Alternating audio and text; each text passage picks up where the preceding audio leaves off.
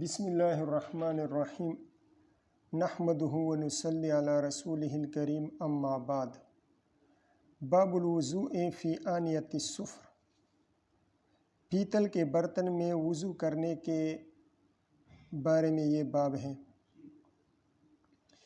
امام ابو داؤد رحمہ اللہ نے اس ترجمہ کو اس لیے قائم فرمایا ہے کہ اس مسئلہ میں قدیم زمانے سے اختلاف واقع ہوا ہے۔ علامہ ابن قدامہ رحمہ اللہ نے حضرت ابن عمر رضی اللہ تعالیٰ عنہما سے پیتل کے برتنوں کے استعمال کی کراہت نقل کی ہے۔ مصنف ابن ابی شیبہ میں ہے کہ آپ صلی اللہ علیہ وسلم نے تانبے کے برتن کو ناپسند فرمایا۔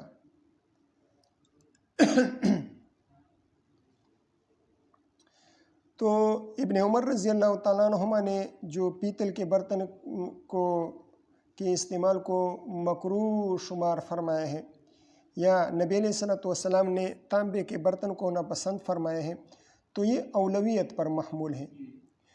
اولا بات یہ ہے کہ اس قسم کے برتن استعمال نہ کیے جائیں۔ یہ بات نہیں ہے کہ اس کراہت سے مراد یہ ہے کہ جائز نہیں ہے۔ اس باب کی جو احادیث ہیں اس سے جواز مترشح ہو رہا ہے، اس سے جواز معلوم ہو رہا ہے۔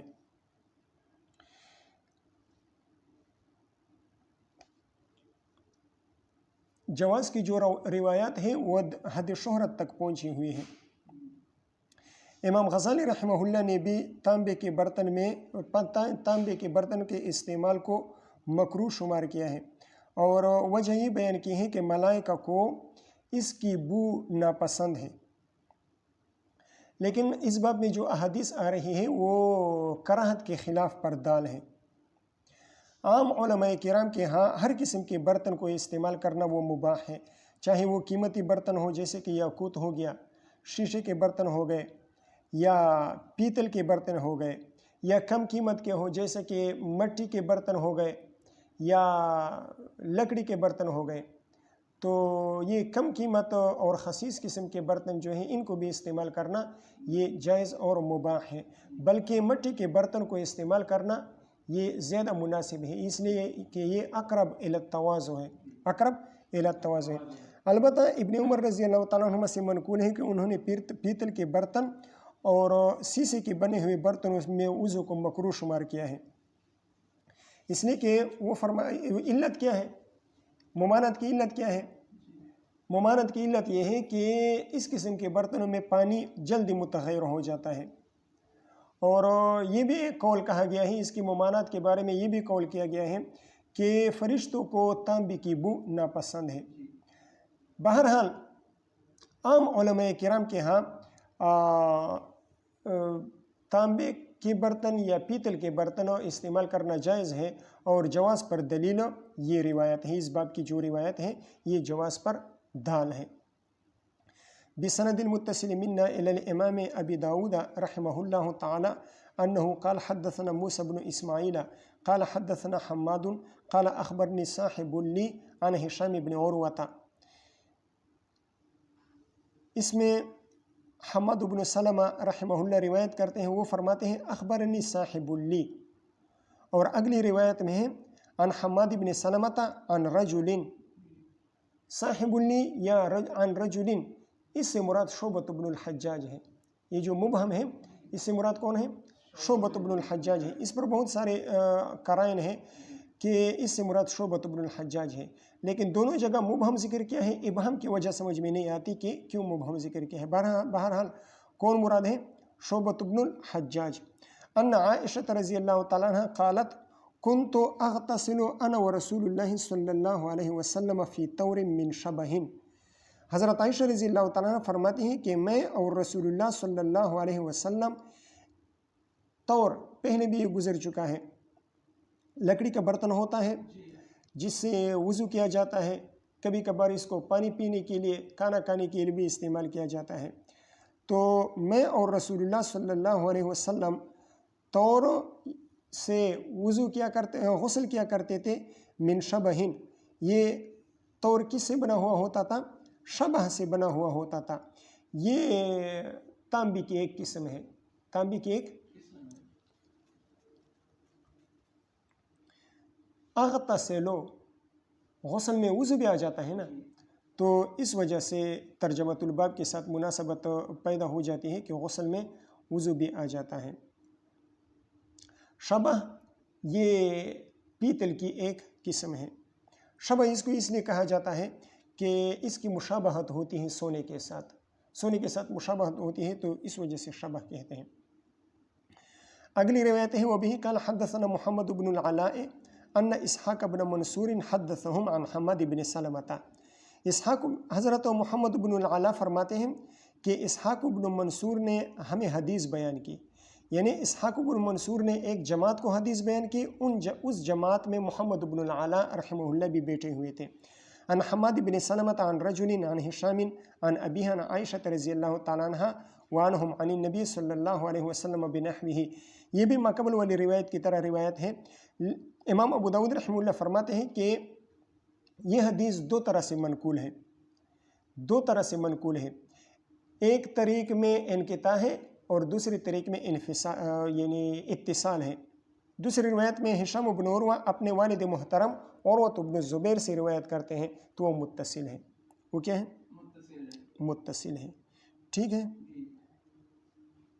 وبه قال حدثنا الحسن بن علي قال حدثنا ابو الوليد وسهل بن حماد حدثنا ابو الوليد وسهل بن حماد قال حدثنا عبد العزيز بن عبد الله بن ابي سلمة عن عمرو بن يحيى عن ابيه عن عبد الله بن زيد رضی اللہ تعالیٰ عنہ عنہم قال جاءنا رسول اللہ صلی اللہ علیہ وسلم، رسول اللہ صلی اللہ علیہ وسلم ہمارے پاس آئے، فاخرجنا له ماء في طور من صفر، تو ہم نے ان کے لیے پانی نکالا ایک چھوٹے برتن میں، اور وہ چھوٹا برتن کس کا بنا ہوا تھا؟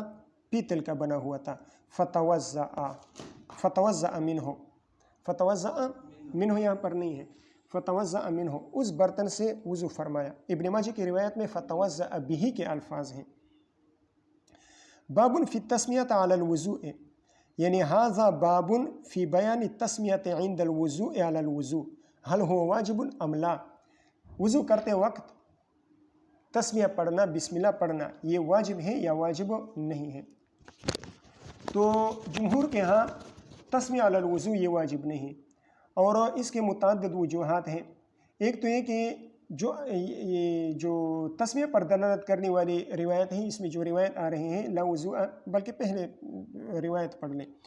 وبه قال حدثنا قتيبة بن سعيد قال حدثنا محمد بن موسى عن يعقوب بن سلمة عن أبيه عن أبي هريرة رضي الله تعالى عنه وعنهم قال قال رسول الله صلى الله عليه وسلم، اور رسول اللہ صلی اللہ علیہ وسلم فرماتے ہیں لا صلاۃ لمن لا وضوء له، لا صلاۃ حاصلۃ لمن لا وضوء له، اس شخص کا وضو حاصل نہیں ہوتا، نماز حاصل نہیں ہوتی، نماز قبول نہیں ہوتی، نماز جائز نہیں ہوتی، لمن اس شخص کا لا وضوء له جس کا وضو نہ ہو، ولا وضوء لمن لم يذكر اسم اللہ تعالی علیہ، اور وضو نہیں ہے اس شخص کا جو وضو پر اللہ کا نام نہ لے، وضو کرتے وقت اللہ کا نام نہ لے تو اس کا کوئی وضو نہیں ہے۔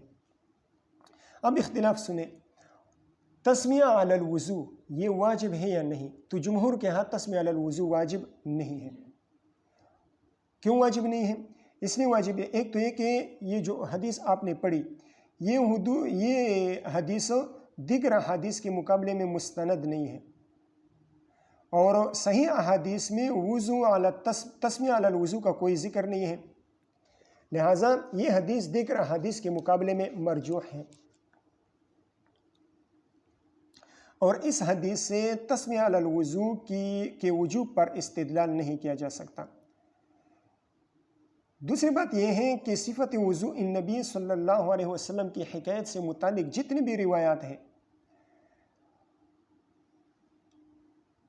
حضور صلی اللہ علیہ وسلم کی وضو کی جو کیفیت اور صفت بیان کی گئی ہے، اس میں جتنی بھی روایات ہیں، کسی صحابی نے دیکھا کہ حضور صلی اللہ علیہ وسلم اس طرح وضو فرمایا کرتے تھے، تو دیکھنے والوں نے جب اس طریقے کو نقل کیا تو اس میں تسمیہ علی الوضو کا ذکر نہیں کیا۔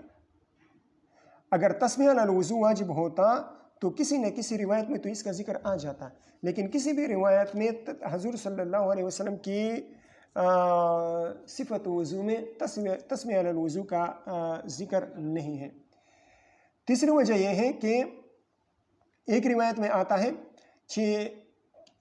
آتا ہے کہ اذا قمت الی الصلاۃ فتوضأ کما امرک اللہ، اذا قمت الی الصلاۃ فتوضأ کما امرک اللہ، جب آپ نماز پڑھنے کا ارادہ کریں تو آپ وضو بنا لیں، اس طرح وضو بنا لیں جیسا کہ اللہ نے آپ کو وضو بنانے کا حکم دیا ہے۔ اور اللہ نے جب وضو بنانے کا یا ایھا الذین آمنوا اذا قمتم الی الصلاۃ فاغسلوا وجوہکم، آیت وضو میں تسمیہ کا ذکر ہے، آیت وضو میں تسمیہ کا ذکر نہیں ہے، لہٰذا تسمیہ علی الوضو کو واجب قرار دینا زیادت اعلی کتاب اللہ بخبر الواحد ہے، خبر واحد کے ذریعے سے کتاب اللہ پر زیادتی ہے، اور خبر واحد کے ذریعے سے کتاب اللہ پر زیادتی معتبر اور مقبول نہیں ہے۔ خلاصہ یہ کہ وجوب کے حق میں کوئی دلیل نہیں ہے، بلکہ وجوب کے منافی پر دلیل پائی جا رہی ہے۔ تو اس حدیث کا کیا مطلب ہوا جو یہاں پر مذکور ہے کہ لا وضوء لمن لم یذکر اسم اللہ تعالی علیہ، کہ جس نے تسمیہ علی الوضو نہیں کیا تو اس کا وضو معتبر نہیں ہے۔ تو اس کا کیا مطلب ہے؟ اس کے مطلب کو بیان کرنے سے پہلے آپ اس کے جوابات سن لیں۔ اسے تو وجوب تسمیہ اس سے ثابت ہوتا ہے، لیکن وجوب تسمیہ پر استدلال اس حدیث سے کرنا یہ درست نہیں ہے۔ کیوں؟ ایک تو یہ کہ علامہ ابن العربی رحمہ اللہ فرماتے ہیں کہ یہ حدیث ضعیف ہے، تو ضعیف حدیث سے وجوب کس طرح ثابت ہوتا ہے؟ دوسرا، امام احمد رحمہ اللہ فرماتے ہیں کہ مجھے اس باب میں کوئی صحیح روایت معلوم نہیں ہے، یعنی تسمیہ علی الوضو واجب ہو اس پر مجھے کوئی صحیح روایت، اگرچہ امام احمد رحمہ اللہ وجوب کے قائل ہیں، لیکن وہ فرماتے ہیں کہ اس باب میں کوئی صحیح روایت معلوم نہیں ہے۔ ٹھیک ہے۔ تیسرا، آپ اس میں جو لا ہے، لا یہ نفی صحت پر محمول نہ کرے۔ پہلے جملے میں تو بالاتفاق یہ لا جو ہے نفی صحت کے لیے ہے کہ نماز صحیح ہی نہیں ہے جب تک وضو نہ کیا ہو، لیکن دوسرے جملے میں لا وضوء لمن لم یذکر اسم اللہ تعالی علیہ، اس میں آپ لا کو نفی صحت پر محمول نہ کرے بلکہ نفی کمال پر محمول کرے، جیسے کہ لا صلاۃ لجار المسجد الا فی المسجد، تو وہاں پر جو لا آئی اس کا یہ مطلب نہیں ہے کہ جب مسجد میں نماز نہیں پڑھے گا تو اس کی نماز باطل ہوگی، اس کی نماز کالعدم ہوگی، یہ مطلب نہیں ہے، بلکہ مطلب یہ ہے کہ وہاں پر جب اس نے گھر میں نماز پڑھ لی تو اس نے خیر کثیر کو چھوڑ دیا، مسجد میں پڑھتے ہوئے اسے 25 گنا یا 27 گنا ثواب مل سکتا تھا، لیکن اس نے 25 گنا 27 گنا ثواب کو چھوڑ کر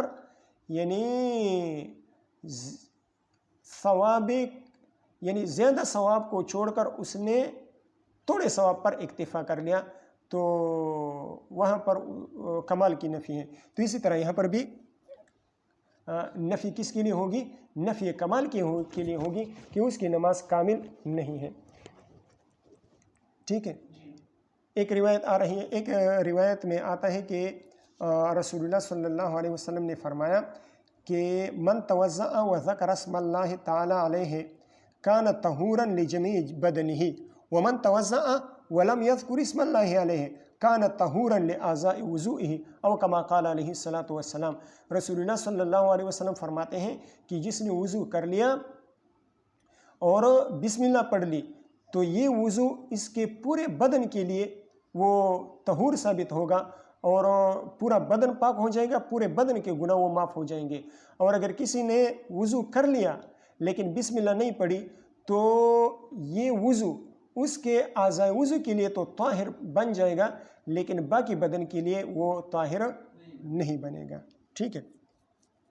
یعنی جو طہارت کی جو شرط ہے، یعنی مفتاح صلاۃ ہونا، نماز کی جو شرط ہے مفتاح صلاۃ ہونا، یہ تو حاصل ہو جائے گا، لیکن جو یعنی مزید قربت کے جو اسباب ہیں اور ازالہ آثام، یعنی گناہوں کے جو ازالہ ہوتا ہے وضو سے، وہ ازالہ حاصل نہیں ہوگا اسے ثواب حاصل نہیں ہوگا اگر بسم اللہ نہیں پڑھی، ازالہ سیئات کا سبب نہیں بنے گا۔ ٹھیک ہے، بات سمجھ میں آ رہی ہے؟ خلاصہ یہ کہ جس وضو کے لیے بسم اللہ پڑھی جائے وہ پورے بدن کے لیے ازالہ سیئات کا سبب بن جاتا ہے اور قربت کا ذریعہ بن جاتا ہے، پورا بدن پاک ہو جاتا ہے۔ لیکن جس وضو کے لیے بسم اللہ نہ پڑھی جائے تو اعضائے وضو کے لیے وہ طاہر بنتا ہے، مطہر بنتا ہے، اعضائے وضو جو ہے وہ پاک ہو جاتا ہے اس کے ذریعے سے، اور صلاۃ کی جو شرط ہے مفتاح صلاۃ ہونا، اس کا تحقق اس وضو سے ہو جاتا ہے۔ تو معلوم ہوا کہ یہاں پر لا نفی کمال کے لیے ہے، نفی صحت کے لیے نہیں ہے۔ تیسری بات یہ کہ امام مالک رحمہ اللہ کے استاذ ربیعہ الرائی رحمہ اللہ، انہوں نے یہ جواب دیا ہے کہ یہاں پر تسمیہ سے مراد نیت ہے، تسمیہ سے مراد نیت ہے، جیسے کہ اگلی روایت میں اس کا بیان آ رہا ہے۔ مولا علی قاری رحمہ اللہ فرماتے ہیں مرکات میں کہ لا جو ہے لا، یہ نفی کسی چیز کی نفی کے لیے، کسی چیز کی نفی کرنے کے لیے یہ حقیقت ہے، لیکن کبھی کبھی کسی چیز کا اعتبار نہ کرنے کے لیے، کسی چیز کو غیر معتبر قرار دینے کے لیے بھی یہ اس لا کا استعمال کیا جاتا ہے۔ مثال کے طور پر لا صلاۃ الا بطہور، یہاں پر لا نفی صحت کے لیے حقیقی معنی میں استعمال ہوا ہے، اور لا صلاۃ لجار المسجد الا فی المسجد، یہاں پر لا نفی کمال کے لیے استعمال ہوا ہے، جیسے کہ میں نے آپ کے حضرات کے سامنے تفصیل بیان کر دی۔ ٹھیک ہے، اس حدیث کے دو جملے ہیں، لا صلاۃ لمن لا وضوء لہ یہ ایک جملہ ہے، اور لا وضوء لمن لم یذکر اسم اللہ تعالی علیہ یہ دوسرا جملہ ہے۔ پہلے جملے میں بالاتفاق لا نفی صحت کے لیے ہے، اور دوسرے جملے میں اختلاف ہے۔ دوسرے جملے میں کیا ہے؟ اختلاف ہے کہ یہ نفی صحت کے لیے ہے یا نفی کمال کے لیے ہے۔ تو ظاہریہ اور امام احمد رحمہ اللہ کی طرف یہ قول منسوب ہے، اور امام اسحاق بن ابراہیم ابن راہوئے رحمہ اللہ، یہ تینوں حضرات فرماتے ہیں کہ یہاں پر لا نفی صحت کے لیے ہے، یعنی اس شخص کا وضو ہی صحیح نہیں ہے جس نے تسمیہ نہ کہا ہو۔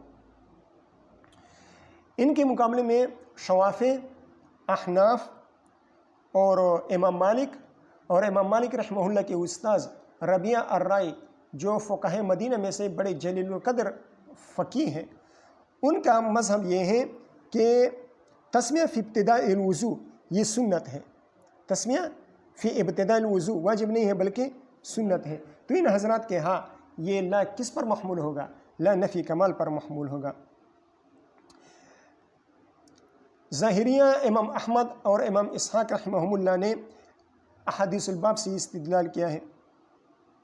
یہ روایت اگرچہ متکلم فیہا ہے، ان روایت میں کسی نہ کسی درجے میں کلام کیا گیا ہے، لیکن مجموعی اعتبار سے اگر تمام روایات کو جمع کر لیا جائے تو اس میں قوت پیدا ہو جاتی ہے، یعنی انہوں نے تمام روایت کے مجموعے سے استدلال کیا ہے۔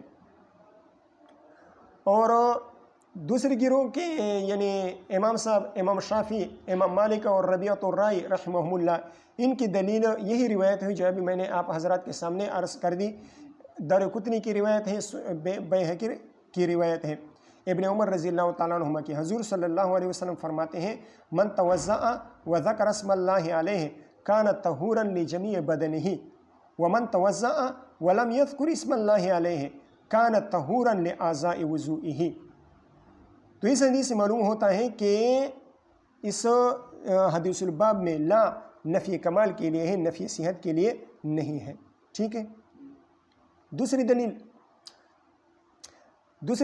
رسول اللہ صلی اللہ علیہ وسلم فرماتے ہیں لا تتم صلاۃ احدکم حتی یسبغ الوضوء، لا تتم صلاۃ احدکم حتی یسبغ الوضوء کما امرہ اللہ، تم میں سے کسی شخص کی نماز کامل نماز نہیں ہوتی یہاں تک کہ وہ اسباغ وضو کر لے، یعنی اعضاء وضو کو پورے طریقے سے، کامل طریقے سے استیعاب کے ساتھ دھو لے۔ تو اس میں تسمیہ کا ذکر نہیں ہے، یہ رسول اللہ صلی اللہ علیہ وسلم نے یہ نہیں فرمایا تم میں سے کسی آدمی کی نماز اس وقت تک کامل نہیں ہو سکتی جب تک اس نے تسمیہ علی الوضو نہ کیا ہو، یہ نہیں فرمایا ہے۔ تو معلوم ہوا کہ تسمیہ علی الوضو واجب نہیں ہے۔ تیسری دلیل آپ پیچھے ایک حدیث پڑھ چکے ہیں، حضرت مہاجر بن قنفذ رضی اللہ تعالیٰ عنہ کی، جنہوں نے حضور صلی اللہ علیہ وسلم کو سلام کیا تھا، تو حضور صلی اللہ علیہ وسلم نے سلام کا جواب نہ دیا، پھر تیمم فرمایا اور پھر سلام کا جواب دے دیا، اور پھر معذرت بھی پیش کر دی کہ میں نے اس لیے آپ کو سلام کا جواب نہیں دیا تھا کہ میں علی غیر طہارت تھا، میرا وضو نہیں تھا۔ تو اگر تسمیہ واجب ہوتا تو وضو تو آدمی اس لیے کرتا ہے کہ وہ بے وضو ہوتا ہے نا، اور بے وضو حضور صلی اللہ علیہ وسلم نے اللہ کا نام ذکر کرنا ناپسند فرمایا۔ تو اگر آپ یہ کہیں کہ تسمیہ علی الوضو یہ واجب ہے تو وضو سے پہلے اللہ کا نام لے گا، تو یہ بھی ایک قسم کی ناپسندیدہ بات ہوگی۔ ٹھیک ہے، بات سمجھ میں آ رہی ہے؟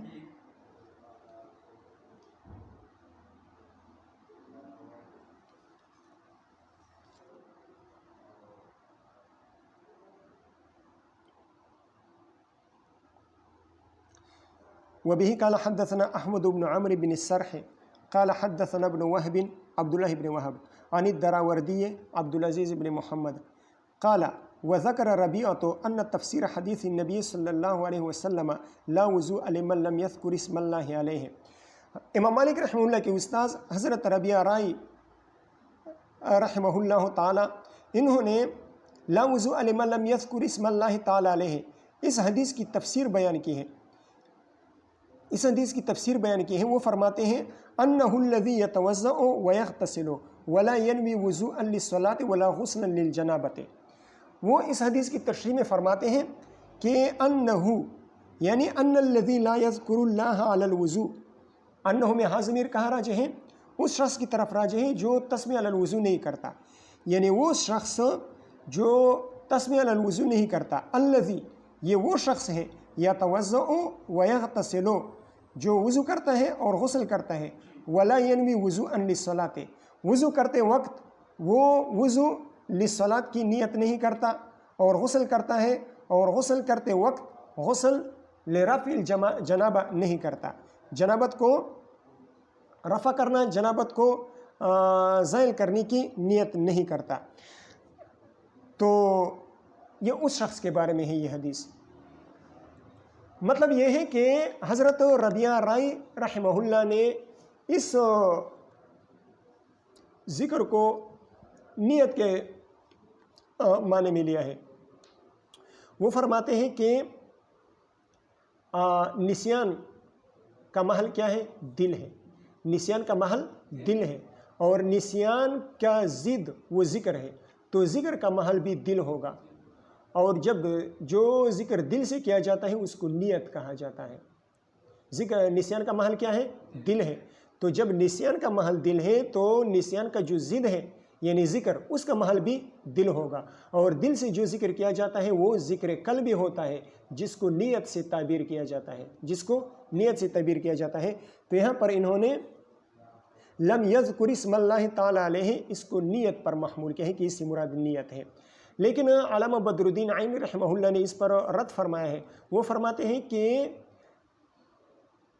جس ذکر کا محل دل ہے وہ ذکر نہیں ہے بلکہ ذکر ہے، بضم الزال ہے، زال کے ضمہ کے ساتھ ذکر ہے، اور جس ذکر کا جو ذکر باللسان ہوتا ہے، جو یعنی جو ذکر بالکسر ہوتا ہے بے کسر الزال، اس کا محل زبان ہے، دل نہیں ہے۔ اور یہاں پر حدیث میں یذکر یہ ذکر سے ہے، ذکر سے نہیں ہے، لہذا ان تعویلات کی ضرورت نہیں ہے۔ جب ہم نے یہ تعویل بعید ہے اور تعصف ہے، تعصف سے انہوں نے اس کو تعبیر کیا ہے، تو فرماتے ہیں کہ جب ہم نے یہ تعویل کر دی کہ یہاں پر نفی کمال کے لیے ہے، نفی صحت کے لیے نہیں ہے، تو ان تعویلات بعیدہ اور تعصفات اور تکلفات کی ضرورت نہیں ہے جواب میں۔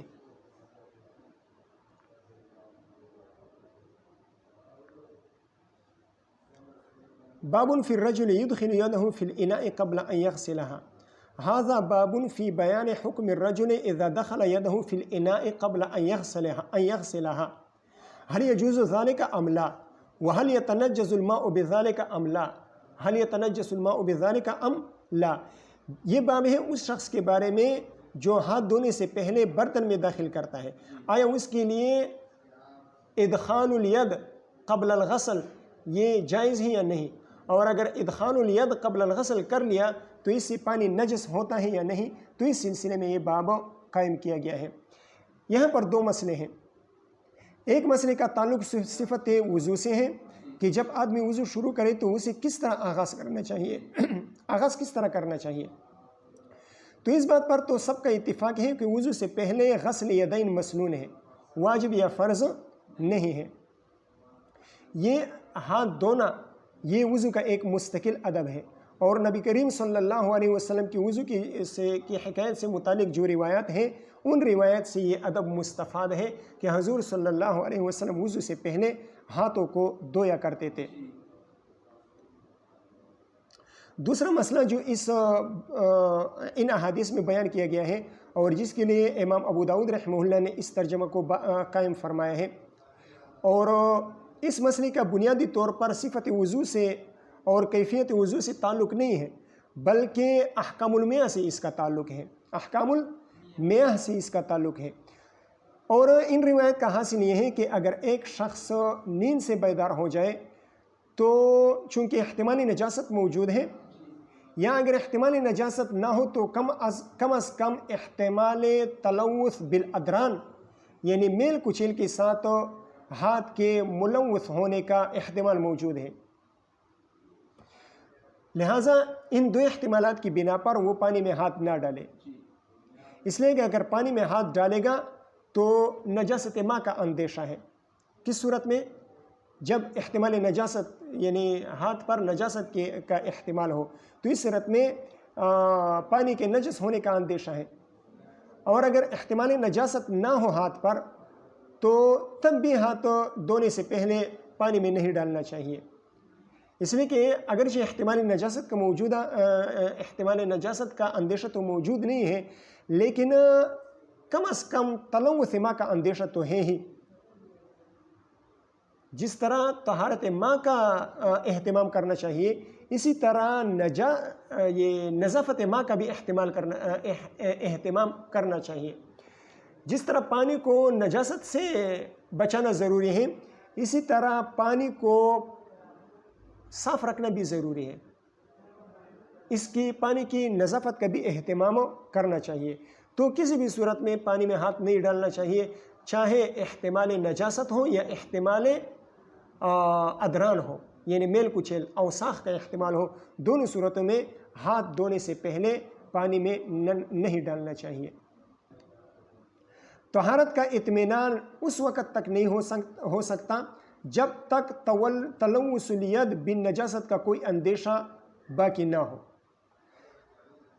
لیکن باوجود اس کے کہ تلوث الید بالنجاست کا اندیشہ نہ ہو، بعض اوقات تلوث بالادران والاوساخ کا اندیشہ تو موجود ہی ہوتا ہے، لہٰذا اس صورت میں بھی ہاتھ کو پانی میں ڈالنے سے پہلے دھونا چاہیے، دھونے کا اہتمام کرنا چاہیے۔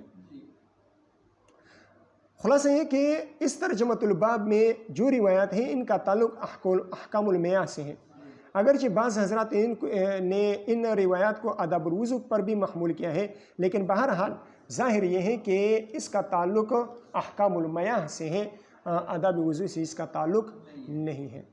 ٹھیک ہے۔ باب فی الرجل يدخل يده في الاناء قبل ان يغسل وبه قال حدثنا مسدد قال حدثنا ابو معاوية عن الاعمش عن ابي رزين وابي صالح عن ابي هريرة رضي الله تعالى عنه وعنهم قال قال رسول الله صلى الله عليه وسلم اذا قام احدكم من الليل ایک روایت میں اس طرح آتا ہے اذا استيقظ احدكم من نومه، اذا قام احدكم من الليل یعنی من نوم الليل، جب تم میں سے کوئی رات کی نیند سے بیدار ہو جائے، فلا یغمس یدہ فی الاناء، ید سے مراد یہاں پر کف ہے، ہتھیلی ہے، پورا ہاتھ مراد نہیں ہے بلکہ ہتھیلی مراد ہے۔ فلا یغمس یدہ فی الاناء، تو اپنی ہتھیلی پانی میں نہ ڈالے، حتی یغسلھا 3 مرات، یہاں تک کہ اس کو دھو لے 3 مرتبہ۔ فإنہ لا یدری، فا تعلیلیہ ہے، کیوں پانی میں ہاتھ نہ ڈالے؟ فَإِنَّهُ لَا يَدْرِ أَيْنَ بَاتَتْ يَدُهُ، اس لیے کہ اسے معلوم نہیں ہے کہ اس کے ہاتھ نے کہاں پر رات گزاری ہے۔ امام نووی رحمہ اللہ فرماتے ہیں کہ محققین کا مذہب یہ ہے کہ یہ حکم قیام من النوم کے ساتھ خاص نہیں ہے، بلکہ جب بھی ہاتھ پر نجاست کا اندیشہ ہو، جب بھی ہاتھ پر نجاست کا شک ہو تو یہی حکم ہوگا، چاہے نوم اللیل سے بیدار ہو یا نوم النہار سے بیدار ہو یا بغیر نوم ہو، جب بھی ہاتھ پر نجاست کا اندیشہ ہو تو یہ حکم متوجہ ہوگا۔ غسل الید قبل ادخالها فی الاناء، ہاتھ کو دھونے سے پہلے برتن میں ڈالنا، اس کی کیا حیثیت ہے، اس کا کیا حکم ہے، اس میں اختلاف ہے۔ امام مالک رحمہ اللہ فرماتے ہیں کہ یہ حکم تعبدی ہے، یعنی مستحب ہے۔ یہ حکم کیا ہے؟ تعبدی ہے، یعنی مستحب ہے۔ اور امام صاحب فرماتے ہیں کہ اگر تلوث الید بالنجاست کا یقین ہو یا ظن غالب ہو تو پھر ہاتھ کو برتن میں ڈالنے سے پہلے دھونا یہ واجب ہے، اور اگر صرف احتمال ہو، یقین یا ظن غالب نہ ہو تو پھر سنت ہے، اور اگر احتمال بھی نہ ہو تو پھر مستحب ہے۔ ٹھیک ہے۔ امام احمد رحمہ اللہ نے کچھ تفصیل بیان کی ہے، وہ فرماتے ہیں کہ اگر قیام من نوم اللیل ہو تو پھر دھونا واجب ہے، اور اگر قیام من نوم النہار ہو پھر دھونا واجب نہیں ہے، بلکہ سنت یا مستحب ہے۔ امام شافعی رحمہ اللہ فرماتے ہیں کہ مطلقاً مسنون ہے۔ وہ فرماتے ہیں کہ اس میں جو علت بیان کی گئی ہے اس کی وجہ ہے کہ اہل حجاز وہ استنجا بالاحجار کیا کرتے تھے، اور علاقہ گرم تھا تو وہ رات کو پسینہ ان پر آ جاتا تھا، تو ہاتھ اگر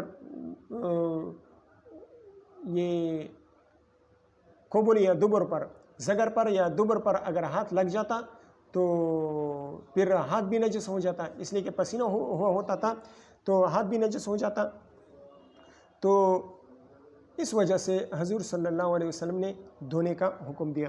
بہرحال ان کے ہاں ہاتھ کا دھونا برتن میں ڈالنے سے پہلے، پانی میں ڈالنے سے پہلے ہاتھ دھونا یہ مسنون ہے۔ ہماری دلیل یہ ہے احناف نے کیا کہا تھا کہ اگر ظن غالب ہو نجاست کا یہ یقین ہو تو پھر دھونا واجب ہے، اگر احتمال ہو تو سنت ہے، اور اگر احتمال بھی نہ ہو تو پھر مستحب ہے۔ وہ فرماتے ہیں کہ مطلقاً اگر واجب ہو تو پھر اس صورت میں یہ دھونا یہ حدث کی وجہ سے ہوگا یا نجس کی وجہ سے ہوگا۔ حدث کی وجہ سے دھونے کے وجوب کا قول ہم نہیں کر سکتے، اس لیے کہ اگر حدث کی وجہ سے دھونے کے وجوب کا قول کیا جائے تو اس صورت میں غسل الید 2 مرتبہ لازم آئے گا، 1 مرتبہ پانی میں برتن میں ڈالنے سے پہلے اور 1 مرتبہ وضو سے پہلے، تو 2 مرتبہ ہاتھوں کا دھونا لازم آئے گا۔ اور اگر نجاست کی وجہ سے ہم واجب قرار دے دیں تو یہ بھی نہیں کر سکتے، اس لیے کہ نجاست متیقن نہیں ہے، نجاست موہوم ہے، اور جو چیز موہوم ہو تو اس پر وجوب کی بنیاد نہیں رکھی جا سکتی،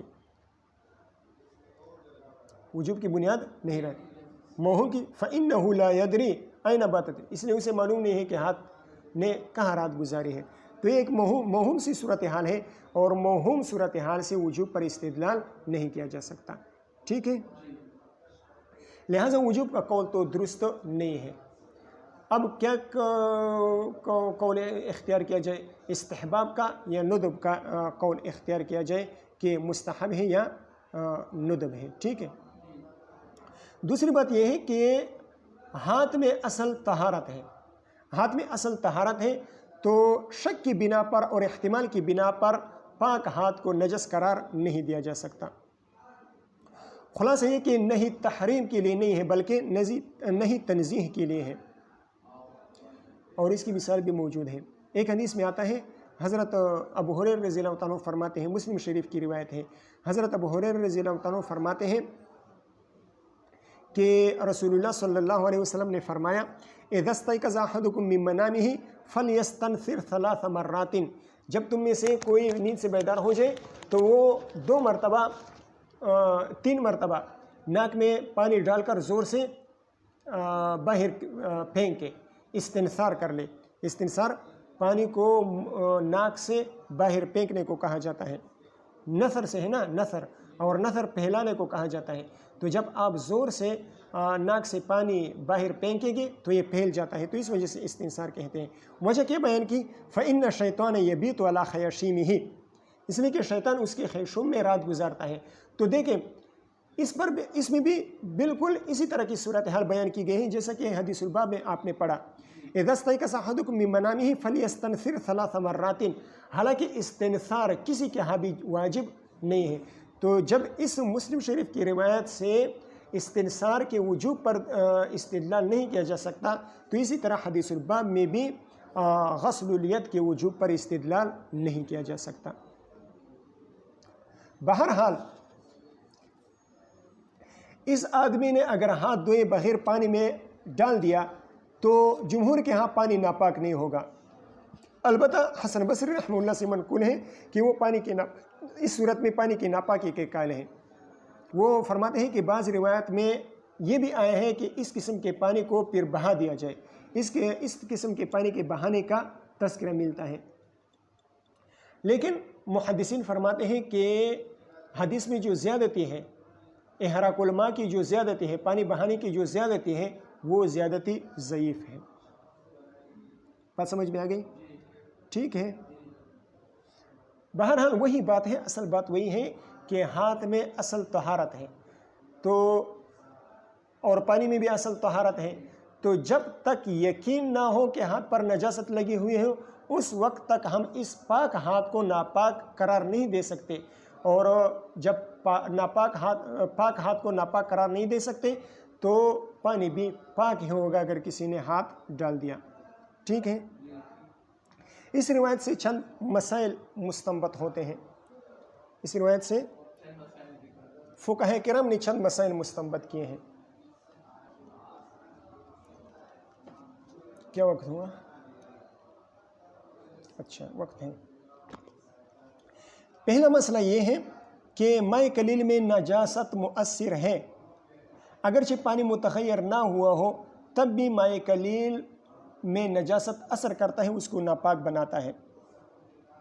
یہ حدیث شوافی کے خلاف ہمارا مستدل ہے۔ انہوں نے قلتین کی بات کی تھی نا، تو قلتین والے مسئلے میں یہ ہمارا مستدل ان کے خلاف بن سکتا ہے کہ دیکھیں حضور صلی اللہ علیہ وسلم، اور وہاں پر میں نے یہ حدیث بیان بھی کی تھی، احناف کی دلیل میں یہ حدیث میں نے وہاں پر بیان بھی کی تھی۔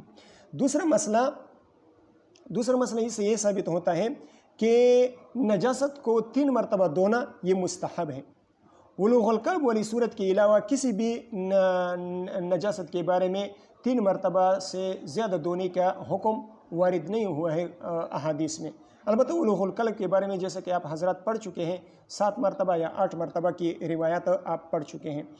تیسرا مسئلہ جیسا کہ پہلے بھی میں نے عرض کیا تھا، موضع الاستنجاء مسح بالاحجار سے پاک نہیں ہوتا، وہ نجس ہی رہتا ہے، لیکن حق صلاۃ میں وہ معفو ہوتا ہے، فی حق صلاۃ وہ معاف ہوتا ہے، نماز اس کے ساتھ آپ پڑھ سکتے ہیں۔ البتہ صلاۃ کے علاوہ موضع نجاست یہ استنجاء بالاحجار سے پاک نہیں ہوگا۔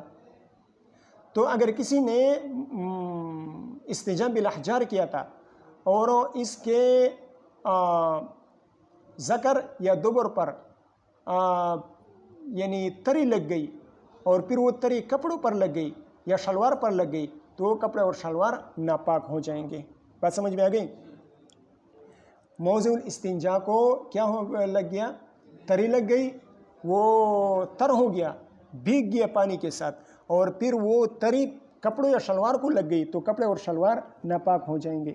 اسی طرح وہاں پر جو مسئلہ آیا، یہ استنجاء بالاحجار باب میں مسئلہ آیا تھا، وہاں پر میں نے آپ سے عرض کیا تھا کہ اگر کسی نے استنجاء بالاحجار کیا تھا اور پھر وہ قلیل پانی میں داخل ہو گیا تو سارا پانی ناپاک ہو جائے گا۔ وہاں پر یہ میں نے عرض کیا تھا نا، 3 مسائل ہو گئے۔ چوتھا مسئلہ یہ ثابت ہوتا ہے کہ نجاست متوہمہ میں غسل مستحب ہے، رش اس میں کافی نہیں ہوگا، اس لیے کہ حضور صلی اللہ علیہ وسلم نے یہ فرمایا ہے حتی یغسلہا، حتی یرشہا کے الفاظ نہیں فرمائے، لہذا نجاست متوہمہ میں رش کافی نہیں ہوگا بلکہ غسل مستحب ہوگا۔ پانچواں مسئلہ یہ ثابت ہوتا ہے کہ باب العبادات میں احتیاط پر عمل کرنا مستحب ہے۔ چھٹا مسئلہ، پانی پر جب نجاست کا ورود ہو جائے، پانی پر جب نجاست آ جائے تو پانی ناپاک ہو جاتا ہے۔ اسی طرح بالعکس کر دیں، اگر پانی وارد ہو جائے نجاست پر تب بھی یہ پانی نجس ہو جائے گا، لیکن امام شافعی رحمہ اللہ یہ دوسری صورت میں فرماتے ہیں کہ پانی ناپاک نہیں ہوگا۔ وہ فرماتے ہیں کہ جب نجاست پر پانی آ گیا تو پانی نے اس نجاست کو زائل کر دیا اور نجاست کو کیا کر دیا؟ ختم کر دیا۔ ہم کہتے ہیں کہ ٹھیک ہے، آپ کی یہ بات ٹھیک ہے کہ نجاست نے پانی نے نجاست کو زائل کر دیا۔ جب نجاست کسی جگہ پڑی ہوئی ہو اس پر پانی آ گیا تو اس پانی نے نجاست کو زائل کر دیا، لیکن اس کے ساتھ پانی بھی تو ناپاک ہوا نا، پانی بھی پاک نہ رہا، پانی بھی ناپاک ہو گیا۔ بہرحال یہ جو تفصیل ذکر کر دی، ان مسائل سے پہلے جو تفصیل ذکر ہو گئی، یہ تفصیل اس صورت میں ہے کہ ہاتھ پر ناپاکی کے لگنے کا یقین نہ ہو۔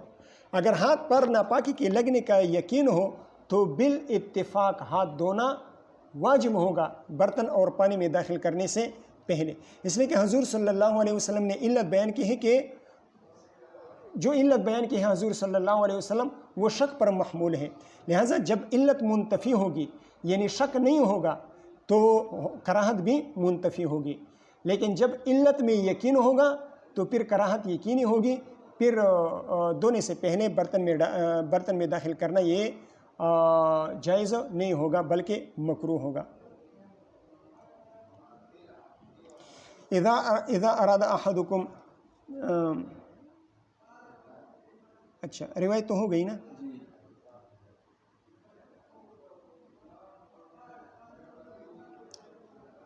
چلو اگلی روایت وبه قال حدثنا مسدد قال حدثنا عيسى بن يونس عن الأعمش عن أبي صالح عن أبي هريرة رضي الله تعالى عنه وعنهم عن النبي صلى الله عليه وسلم يعني بهذا الحديث قال مرتين أو ثلاثا ولم يذكر أبا رزين۔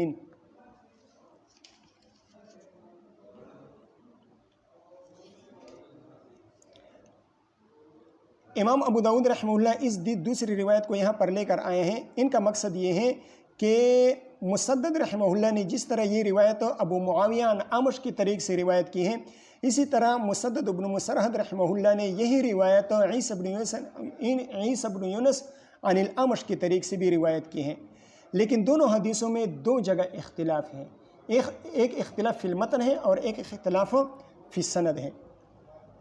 متن میں اختلاف یہ ہے کہ ابو معاویہ رحمہ اللہ بغیر شک کے 3 مرات کے الفاظ ذکر کر رہے ہیں، اور عیسی بن یونس رحمہ اللہ شک کے ساتھ 3 مرتين اور 3 کے الفاظ ذکر کر رہے ہیں۔ دیکھیں پہلی روایت میں حتی یغسلها 3 مرات کے الفاظ ہیں، اور دوسری روایت ابو معاویہ رحمہ اللہ عیسی بن یونس رحمہ اللہ کی روایت میں قال حتی یغسلها مرتين او 3، تو ایک احتمال تو ایک اختلاف تو متن میں ہو گیا، دوسرا اختلاف سند میں ہے کہ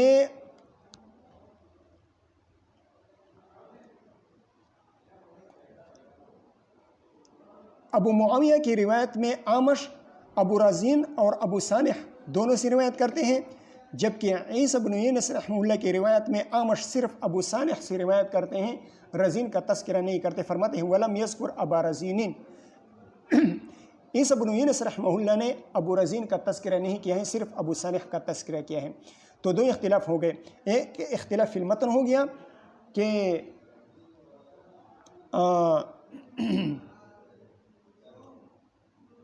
ابو معاویہ کی روایت میں شک کے الفاظ نہیں ہیں، اور عیسی بن یونس کی روایت میں شک کے ساتھ مرتين او 3 ہیں، اور دوسری اختلاف فی سند ہو گیا کہ ابو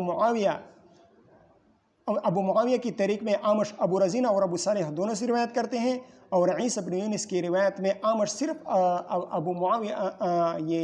ابو صالح سے روایت کرتے ہیں، ابو رزین سے روایت نہیں کرتے۔ ٹھیک ہے،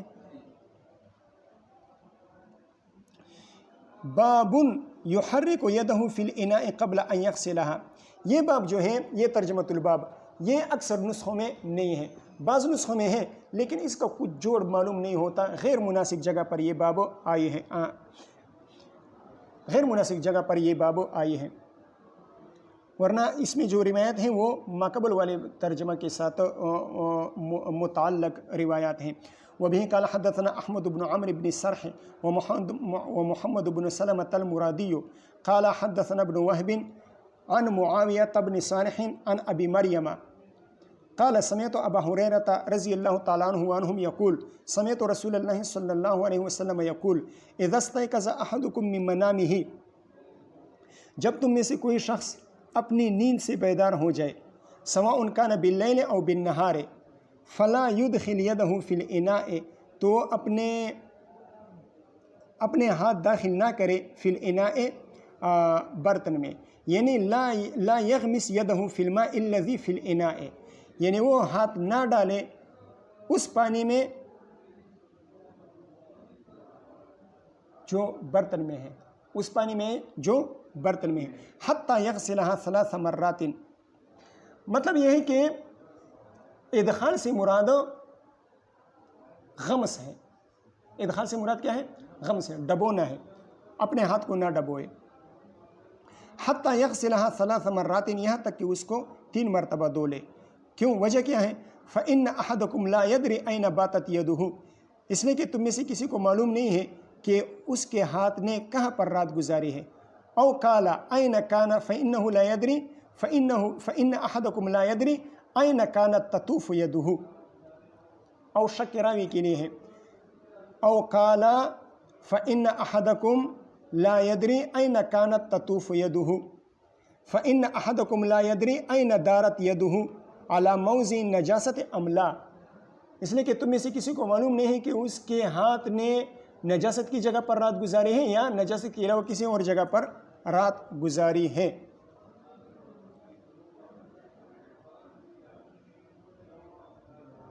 ٹھیک ہے، اب سوال ہے یہاں پر ایک سوال یہ ہے کہ استيقاظ تو نوم ہی سے ہوتا ہے، تو پھر اذا استيقظ احدكم من نومه، نوم ہی کیوں ذکر کیا؟ استيقاظ تو نوم سے ہوتا ہے، پھر نوم ہی کو ذکر کرنے کی کیا ضرورت تھی؟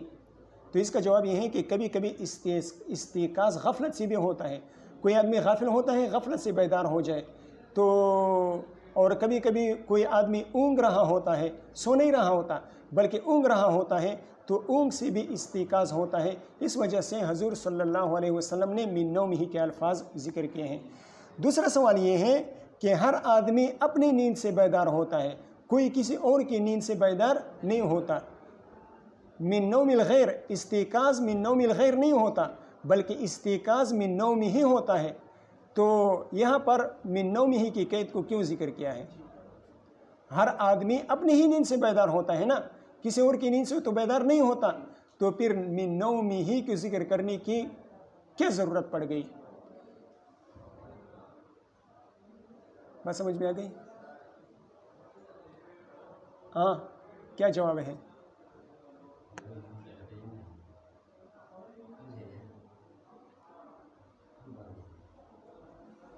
ہاں،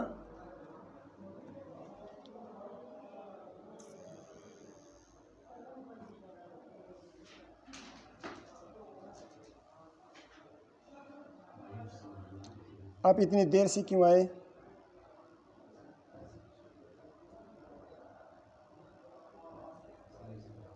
دیر سے کیوں آئے؟